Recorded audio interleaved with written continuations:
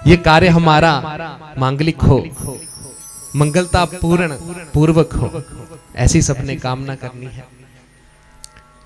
मैं कह रहा था कि भागवत कथा ऐसे नहीं मिलती। जब हमारे सदगुरुदेव महाराज, हमारे परम पिता परमात्मा श्री ठाकुर जी महाराज हम पर कृपा करते हैं, तब जाकर ये भागवत कथा हमें श्रवण करने के लिए मिलती है। क्योंकि भागवत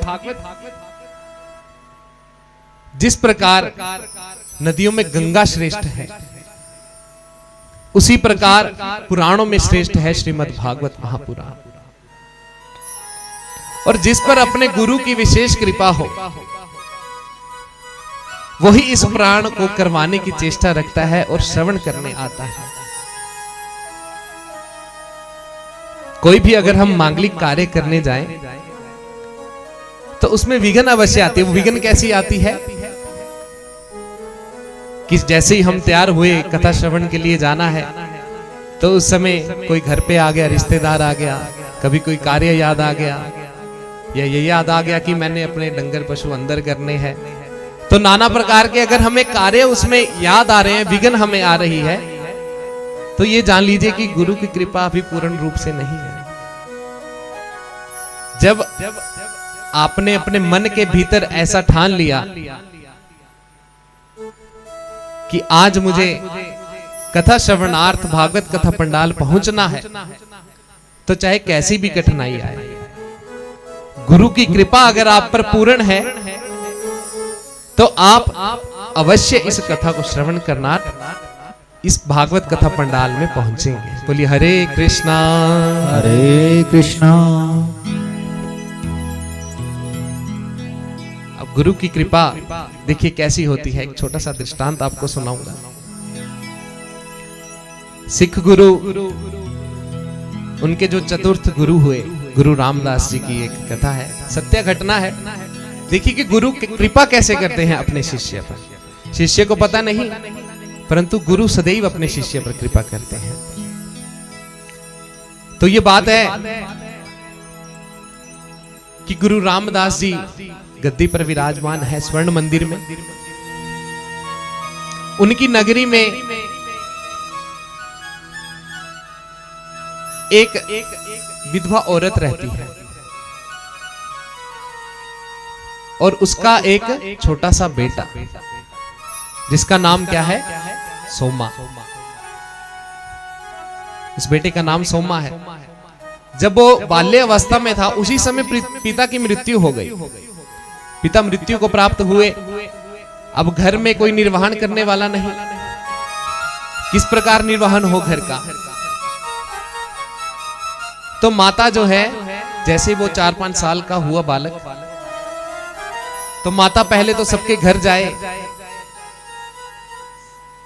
किसी को कोई कार्य करवाना हो, घर के बर्तन मंजवाने हो, वैसे कार्य करे। परंतु माता की देह विश्वास, तुम्हें चने उबाल कर दे दिया करूंगी, तो तुम ऐसे किया करो, तुम दरबार साहिब के आगे जाना और वो चने बेचना, सबको आवाजें लगाना कि चने ले लो, तो सब तुमसे चने खरीदेंगे और जो भी कमाई होगी उससे हमारा भोजन इत्यादि चलता रहेगा। तो बच्चा तो नादान है, परंतु अपनी माता की आज्ञा का पालन करता है। माता सुबह उठती है, चने बनाती है और उस बालक को दे देती है। तो वो बालक जाता है, दरबार साहिब के आगे बैठता है। तो जो भी व्यक्ति आता है माथा टेकने, उसको बोलता है कि चने ले लो, चने ले लो। अब कुछ लोग लेते हैं, कुछ लोग नहीं लेते, परंतु उसकी बिक्री शाम तक पूरी हो जाती है। जैसे ही शाम होती है, तो जो गुरु रामदास जी है, वो अंदर से निकलकर आते हैं बाहर। अब देखिए कैसे कृपा करते हैं सतगुरु महाराज। गुरु रामदास जी बाहर निकलकर आए, उन्होंने देखा कि बालक ये आवाजें लगा रहा था कि चने ले लो, चने ले लो। तो गुरु रामदास जी ने पूछा कि बालक तेरा नाम क्या है? तो बच्चा वैसे तो अनभिज्ञ था, परंतु उसे इतना ज्ञात था कि जो गद्दी पे विराजमान है वो गुरु रामदास जी है, वो गुरुओं में गुरु हैं, सर्वश्रेष्ठ हैं। तो वो बालक जैसे ही रामदास जी को देखता है तो उनके चरणों में नतमस्तक हो जाता है, उनके चरणों में गिर पड़ता है और प्रणाम करता है कि गुरुजी आप पधारे, मेरे तो भाग्य उदित हो गए। तो अब रामदास जी कहते हैं कि बच्चा अपना नाम बता। तो बोलते गुरुजी मेरा नाम है सोमा। तो बोलते अच्छा ठीक है, तो क्या कार्य करता है? तो बोलते गुरुजी मेरी माँ मुझे चने बना के देती है और मैं ये चने बेचता हूं और जो भी अब धन इकट्ठा होगा उससे अपना घर का निर्वहन करूंगा। तो गुरुजी उसे वाक्य कहते हैं, कह रहे सौम्या किन्ने पैसे बट्टे, ब्याज किन्ने पैसे बट्टे? तो सोमा कहता है कि गुरुजी आज 40 पैसे। ऐसे आगे हाथ करता है और गुरुजी को दे देता है। गुरुजी मांगते नहीं है परंतु दे देता है। उसको लगता है कि शायद गुरुजी ने इसीलिए पूछा कि किन्ने पैसे बट्टे, भी गुरुजी को जरूरत होगी तो वो दे देता है। अब गुरुजी चले जाते हैं, सोमा अपने घर को जाता है। घर जाते ही माता पूछती है कि क्या हुआ, कितने पैसे लेके आया आज? तो सोमा कहता है कि माता ऐसा हुआ कि आज रामदास जी जो है गुरुजी वो स्वयं मेरे पास चलकर आए और मुझसे कहा कि कितने पैसे बट्टे, और उसके बाद जो भी पैसे थे मैंने उनको दे दिए और फिर वो वहां से चले गए। तो माता आज कुछ भी नहीं लेके आया हूं मैं। तो माता ने दुत्कारा नहीं, माता बड़ी प्रसन्न हुई। माता ने ज्ञान दिया उस बच्चे को, क्योंकि ज्ञान की जो है ना प्रथम गुरु माता होती है। ये माता के हाथ में होता है कि उसे अपना बच्चे, अपना शिशु का पालन किस प्रकार करना है। माता चाहे तो अपने बच्चे को कैसा भी बना सकती है। कर्मों का खेल ऐसा है कि कई बार हम देखते हैं कि माता पिता बहुत अच्छे हैं परंतु बच्चा आगे लायक नहीं होता। वो कर्मों का खेल, वो हमारे पूर्व के कुछ ऐसे कर्म हमने किए हैं जिसका भुगतान हमें इस युग में करना है।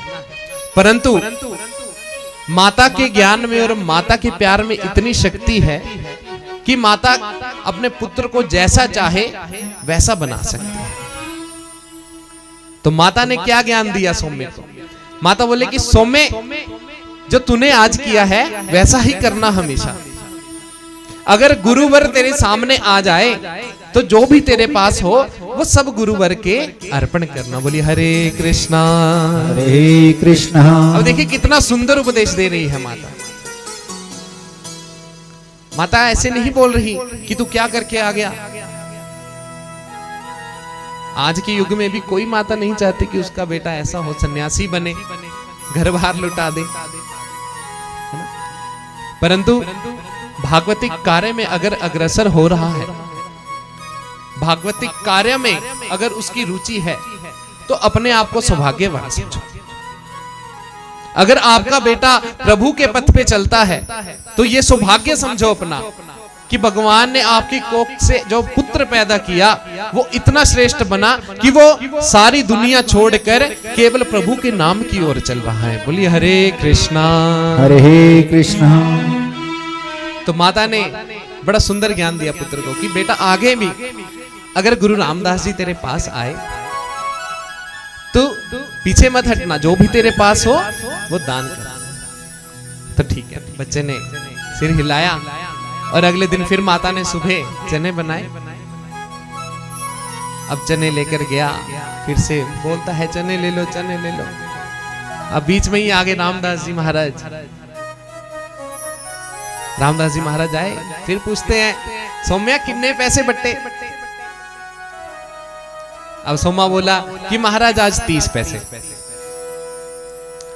और रामदास जी को दे देता है। अब 30 पैसे देकर आ गया, फिर घर पहुंचता है, कहता माता आज फिर आए रामदास जी, आज फिर मेरे पास आए और आज मैंने फिर वैसे ही किया। तो माता बोलती है कि अरे कितना सौभाग्यवान है तू कि तुझे देखने अंदर गद्दी छोड़कर रामदास जी बाहर आते हैं। माता बड़ी खुश होती है, परंतु दूसरी तरफ चिंता क्या है? अपने पेट की भी चिंता है। घर में अन्न नहीं है खाने को। वो कहते हैं ना, हम भी सब कहावत कहते हैं कि पहले पेट पूजा फिर काम दूजा। तो पेट का अब निर्वहन भी करना है, शरीर को भी चलाना है। तो माता बड़ी चिंतित भी होती है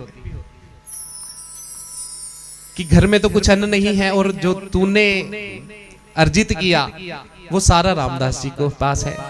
वो तो अच्छी बात है, पर कोई बात नहीं, आज अन्न नहीं है, हो जाएगा। तो जो पुरानी रोटी पड़ी है उस दिन माता वो सौम्य को भी दे देती है और खुद भी ग्रहण करती है भगवान। अब उसके बाद अगले दिन फिर जो बच्चा कुचे चने हैं उसको उबालती है और देती है सौम्य के पास कि जाइए। सोमा जब वहां पे फिर जाता है, अब जाके क्या करता है कि दरबार साहिब के बिल्कुल दरवाजे के आगे लगा लेता है। और माता ने क्या उपदेश दिया सौम्य को कि अगर कभी रामदास जी तेरे से मिलने ना आए ना, तो तू उससे मिलने चला जा। ऐसा मत करना कि तू बाहर ही बैठा रहे। अगर वो तेरे से मिलने नहीं आए तो उसकी बजाय तुम उनके पास चला जा। तो अब सोमा बैठा है बाहर, दरबार के बाहर बैठा है। जब देखता है रात्रि पड़ रही है परंतु रामदास जी नहीं आए, तो सोमा भागा भागा जा रहा है दरबार साहिब में। भाग कर जाता है और जाके सीधा प्रणाम करता है रामदास जी के चरणों में और बोलता है कि महाराज आप क्यों नहीं आए आज? क्योंकि भक्त को प्रतीक्षा है। एक तो बचपन में है, मन चंचल जरूर है, परंतु जो है वो सत्य है। अगर किसी से प्यार करता है तो प्यार दिखाएगा, अगर किसी से नफरत करता है तो वो नफरत दिखाएगा। अब रामदास जी से इतना श्रेष्ठ प्रेम है कि जाके प्रभु से लड़ पड़ा कि भगवान आज क्यों नहीं आए आप? मैं तो आपकी प्रतीक्षा कर रहा था कब से, भगवान आप क्यों नहीं पधारे?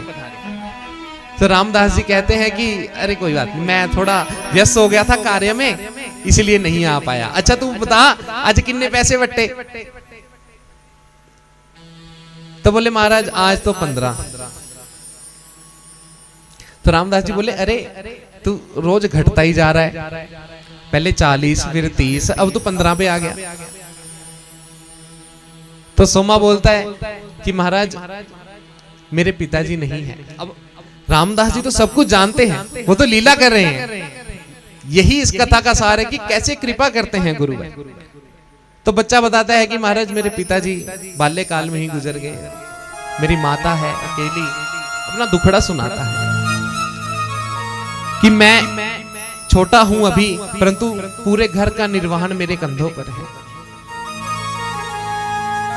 मांगता नहीं है प्रभु से कुछ कि आप मुझे दे दीजिए, आपके पास इतना धन खजाना है, स्वर्ण मंदिर में आप विराजमान है, परंतु अपना दुखड़ा सुना देता है बस कि भगवान ऐसी ऐसी स्थिति है, इसीलिए जितने चने बचते हैं थोड़े से उतने ही बिके हैं, इसलिए कम पैसे हैं। तो गुरु रामदास जी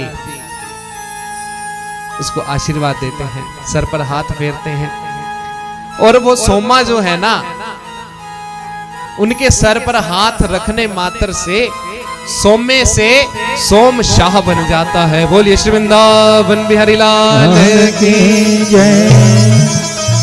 अब सोमा जो चने बेचता था उसको क्या बना दिया? शाह बना दिया। ये गुरु की कृपा है। गुरु परीक्षा लेते हैं, हमसे भी परीक्षा लेते हैं। जब हम भागवतिक कार्य के लिए जाएं, कथा श्रवण करने के लिए जाना है तो परीक्षा होती है कि कभी माजू खुल गई, कभी कुछ हो गया, कभी कोई आ गया, कोई सामने दिलांग गया। ये परीक्षा लेंदे सतगुरु महाराज। उस परीक्षा को पार करके अगर हम प्रभु की शरण में आते हैं तो प्रभु सदैव अपने भक्त पर कृपा करते हैं। बोलिए श्री वृंदावन बिहारी लाल की जय। बोलिए सदगुरु देव महाराज की सदा सदा। तो आइए सभी अपने सदगुरुदेव महाराज जिनकी कृपा से ये सब कार्य होते हैं, जिनकी कृपा से हम इस योग्य बने कि उनकी कथा श्रवण करें, तो आइए सभी भगवान के चरणों में, सतगुरुदेव महाराज के चरणों में प्रणाम करेंगे। बोलिए श्री सतगुरुदेव महाराज की सदा सदा ही जय हो। अच्छा कल जो नहीं आए थे तो मैंने सबको बताया था, जब भी जयकारा लगाएंगे तो हाथ ऊपर करके लगाएंगे। हाथ ऊपर करने का अर्थ कि प्रभु को आत्मसमर्पण। महाराज जी बड़ी सुंदर बात कहते थे, आपके मध्य कथा भगवान महाराज जी की सुनी है आप सबने, कि जब आतंकवादियों को पकड़ते हैं ना तो बोलते हैं कि आत्मसमर्पण कर दो, हैंड्स अप। तो हैंड्स अप करके मतलब कि हाँ जी मेरे हाथ खड़े हैं भगवान, अब जो है वो आपका। तो इसीलिए बोलिए सदगुरुदेव महाराज की सदा सदा ही जय हो।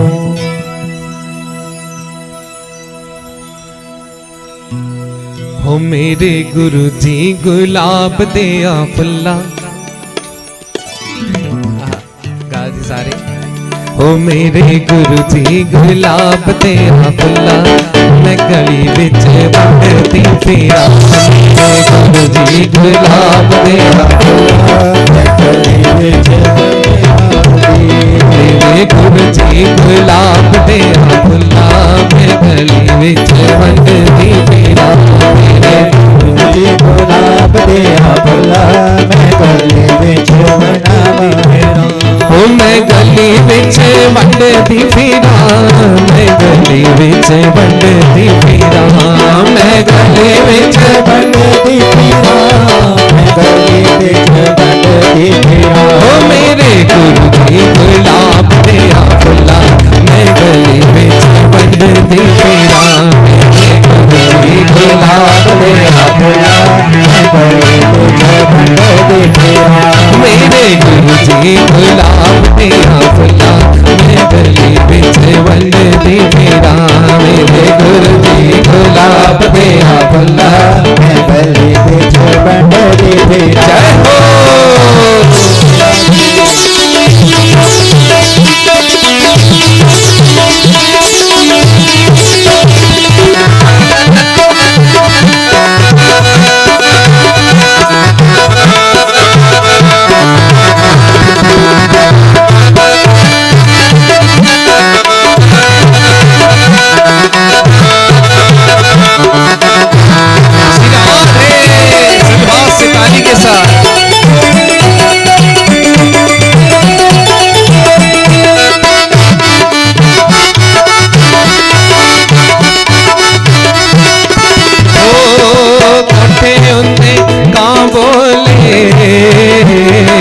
चिट्ठियाई गोरावर दी हो, कोटे उते का बोले, चिट्ठियाई गोरावर दी। हाँ कोटे उते का बोले, चिट्ठियाई गोरावर दी। बिच संगतां दे ओ बिच संगतां दे, बिच संगतां दे नाम नू मैं वंडा, मैं गली गली वंडदी फिरा। बिच संगतां दे नाम नू मैं वंडा, मैं गली गली वंडदी फिरा। ओ मेरे गुरु जी गुलाब दिया फुल्ला, मैं गली गली वंडदी फिरा। मेरे गुरु जी गुलाब दिया फुल्ला, मैं गली गली फिरा। मैं गली गली वंडदी फिरा, मैं गली गली वंडदी फिरा, मैं गली गली वंडदी फिरा, मैं गली गली। सभी हाथ से गली से मेरे गुरु जी गुलाब दिया फुल्ला, मैं गली बिच वंडदी फिरा। मेरे गुरु जी गुलाब दिया फुल्ला, मैं गली बिच वंडदी फिरा। सिराले हरि हो।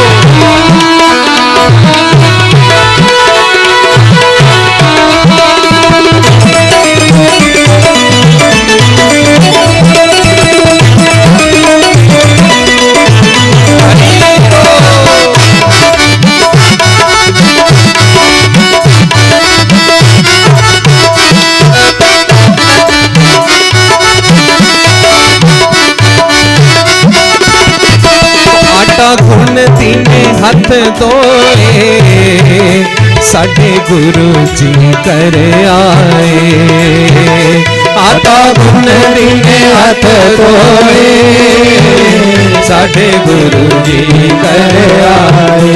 हाँ आटा गुण तीने हथ धोए, साडे गुरु जी कर आए आता गुण दी हथ तोरे साडे गुरु जी कर आए गुरु नाम वाला ओ गुरु नाम वाला गुरु नाम वाला पाके कहना मैं गली बिच नचदी फिरा गुरु नाम वाला पाके कहना मैं गली बिच नचदी फिरा मेरे गुरु जी गुलाब दिया फुला मैं गली गली भंडदी फिरा मेरे गुरु जी गुलाब दिया फुला मैं गली बिच भंडदी फिरा। ऐसे ताली की सेवा सारे पीछे भी जो बैठे हैं भाव से श्री राधे हरि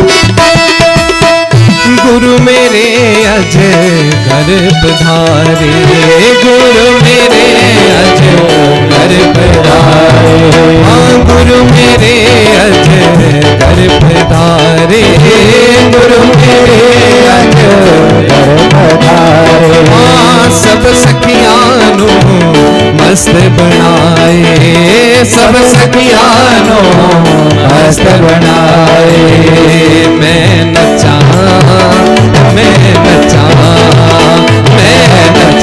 तेरा तेरा ते गावा मैं गली बिच बंडदी फिरा मैं तेरा तेरा ते गावा मैं गली बिच बंडदी फिरा ओ मेरे गुरु जी गुलाब दिया फुला मैं गली बिच बंडदी फिरा मेरे गुरु जी गुलाब दिया फुला मैं गली बिच बंडदी फिरा ओ मैं गली बिच बंडदी फिरा मैं गली बिच बंडदी फिरा मैं गली बिच बंडदी फिरा मैं गली बिच बंडदी फिरा ओ मैं गली बिच बंडदी फिरा मैं गली बिच बंडदी फिरा मैं गली बिच बंडदी फिरा मैं गली बिच बंडदी फिरा ओ मेरे गुरु जी गुलाब दिया फुला मैं गली बिच बंडदी फिरा मेरे गुरु जी गुलाब दिया फुला मैं गली बिच बंडदी फिरा ओ मेरे गुरु जी गुलाब दिया फुला मैं गली बिच बंडदी फिरा मेरे गुरु जी गुलाब दिया फुला मैं गली बिच बंडदी फिरा। बोलिए सद्गुरु देव महाराज की सदा सदा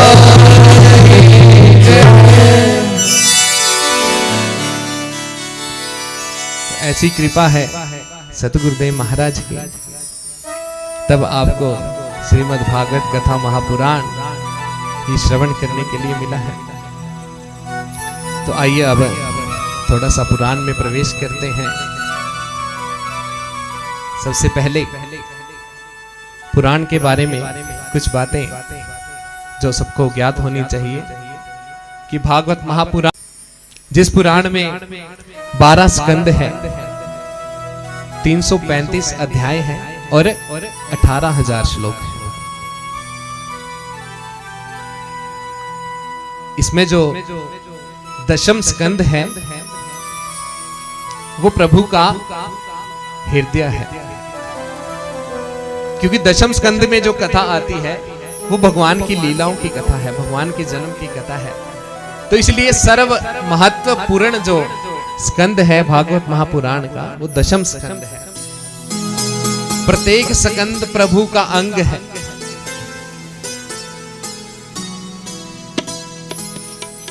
जो इसमें 12 स्कंद है ना, वो प्रत्येक स्कंद प्रभु का अंग है।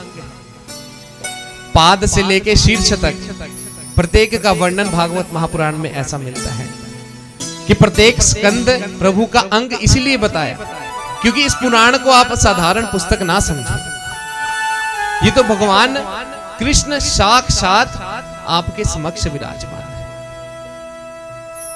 इसीलिए वेदव्यास जी महाराज ने कहा कि जो भागवत महापुराण के 12 स्कंद है ना, उनको प्रभु का शीर्ष से लेकर पांव तक समझे। शीर्ष, मुख, बाहु, हृदय, उदर, कटी, वस्ती, उरु, जंघा और चरण, ये जो 12 है वो इस महापुराण के 12 स्कंद है। तो आइए सभी मेरे साथ इस महापुराण में हम प्रवेश करेंगे। एक प्रथम श्लोक जो है भागवत महापुराण का, वो सभी आप मेरे साथ उच्चारण करें और हम इस महापुराण में प्रवेश करते हैं। बोले श्री वृंदावन बिहारी लाल की जय हो। एक बार मैं बोलूंगा, आप सभी मेरे पीछे बोले, क्योंकि श्लोकों का बड़ा महत्व है। श्लोकों का बड़ा महत्व है इस पुराण में, और जितने हमारा सामर्थ्य हो तो हमें ये चेष्टा करनी चाहिए कि हम श्लोकों का गान भी करें। तो सभी मेरे साथ बोलेंगे। सच्चिदानंद रूपाय सच्चिदानंद रूपाय सच्चिदानंद रूपाय सच्चिदानंद रूपाय विश्वोत्पत्त्यादि हेतवे विश्वोत्पत्त्यादि हेतवे विश्वोत्पत्त्यादि हेतवे विश्वोत्पत्त्यादि हेतवे तापत्रय विनाशाय तापत्रय विनाशाय तापत्रय विनाशाय तापत्रय विनाशाय श्री कृष्णाय वयं नमः श्री कृष्णाय वयं नमः। तो ये श्लोक श्रीमद् भागवत महापुराण का प्रथम श्लोक सच्चित और आनंद स्वरूप भगवान श्री कृष्ण को बताया। सच्चिदानंद रूपाय, कि जिनका रूप कैसा है, सत्य है, चित्त और आनंद रूप है। क्योंकि हम भोजन भी अगर करते हैं ना तो हम कहते हैं आनंद आ गया, परंतु वो आनंद आनंद नहीं, ये वो आनंद है जो प्रभु की कृपा से ही मिलता है। परमा आनंद जिसको हम कहते हैं। प्रभु का स्वरूप कैसा है कि वो सत्य है, उनमें चित्त लगता है और वो आनंद स्वरूप है। सच्चिदानंद रूपाय विश्वोत्पत्त्यादि हेतवे, जो विश्व की उत्पत्ति, पालन और उसके हरण के तीनों के कारण है। तापत्रय विनाशाय, जो 3 प्रकार के ताप है उनको हरने वाले हैं। श्री कृष्णाय वयं नमः। ये व्यास जी ने सर्वप्रथम अपने प्रभु को रिझाया, उनका स्वरूप बताया। अब 3 प्रकार के ताप कौन से हैं? दैहिक, दैविक और भौतिक ताप। इन तीनों तापों को जो हरण करते हैं वो है भगवान श्री कृष्ण। एक सांख्योपकारिका में जो प्रथम कारिका है वो भी इसी प्रकार है। दुःखत्रयभिघाता जिज्ञासा तत्पघात के हेतु दृष्टे सापार्था चेनैकान्त्यन्ततो भवात्, कि दुख जो है वो 3 प्रकार के कहे गए हैं। बड़े ध्यान से श्रवण कीजिए सभी। इस 3 प्रकार के दुख कौन कौन से हैं? दैविक, दैहिक और भौतिक। दैविक ताप हो गया कि जैसे अनावृष्टि, अतिवृष्टि हो गई, जो मतलब जिसमें हम ऐसा समझे कि देव प्रकोपी हो गए, देवों का ताप पड़ गया।